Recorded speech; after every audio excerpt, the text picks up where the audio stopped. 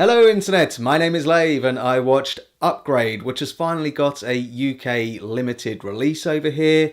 This one is written and directed by Whannell, who was the writer behind the original Saw and Insidious. I think he went on to direct one of the Insidious films. His latest is more of an action sci-fi set in the near future and follows a guy called Grey Trace, who gets paralysed from the neck down by some bad guys who murder his wife. Fortunately, a tech genius gives him an experimental chip called STEM, which has artificial intelligence, enabling him to walk again, but it can also control him, turning him into a complete badass. So they go out and try and find his wife's killers. So it's your standard revenge B movie, one that knows exactly what it is, and it's pretty entertaining. It's not taking itself too seriously. You do have to get through the initial setup where you meet the happily married couple, they're all lovey-dovey, then tragedy strikes and literally leaves him helpless, and then when he finally gets his upgrade, it does turn into a lot of fun. Unlike The Meg, which was another B-movie blockbuster this summer, which I felt was censored to be tailored for the young audience, this one doesn't hold back. There is some over-the-top violence and blood and gore, which, considering this is a revenge movie, is a good thing.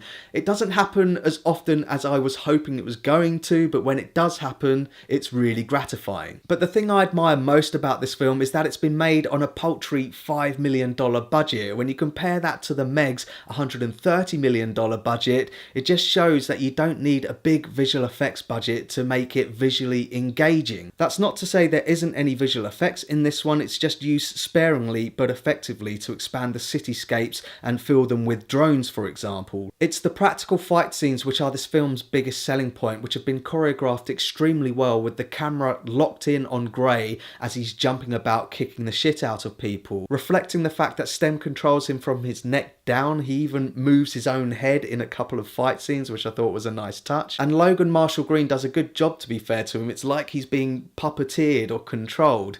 I feel sorry for the guy because he's always going to be known as the guy who looks like Tom Hardy but isn't Tom Hardy, and with Venom coming out, I just think that's going to get worse.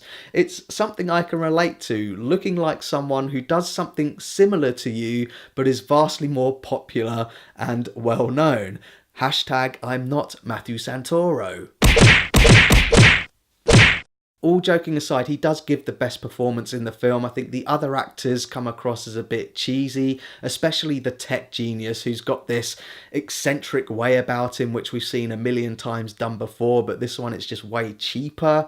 The girl who's playing the detective as well is very bland, but then that could be a result of bad writing as opposed to the performances. Then you've got the main villain of the piece, the guy who kills his wife. He and his cybernetic buddies think they're a superior race to everyone else. They've even got guns in their arms, which is cool. But of course, the main leader looks like a kind of cybernetic Hitler.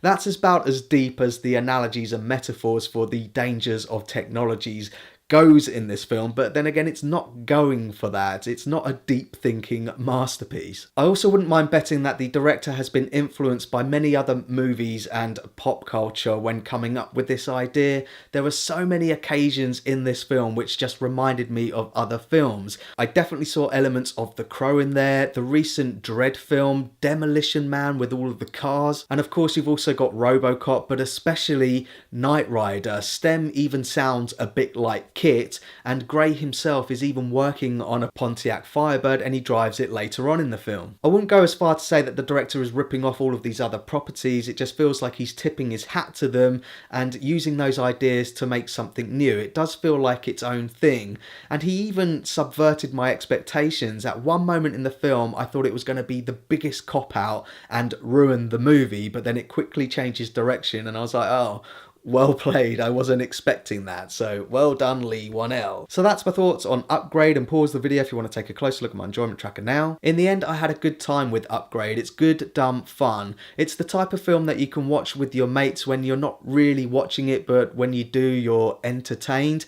I put it in the same sort of bracket as other films such as Taken or Limitless, films which are entertaining but aren't going to win any awards. So thanks very much for watching my review of Upgrade. I really do appreciate it. If you can, give this video a like and don't forget to share the Lave. Hashtag not Matthew Santoro.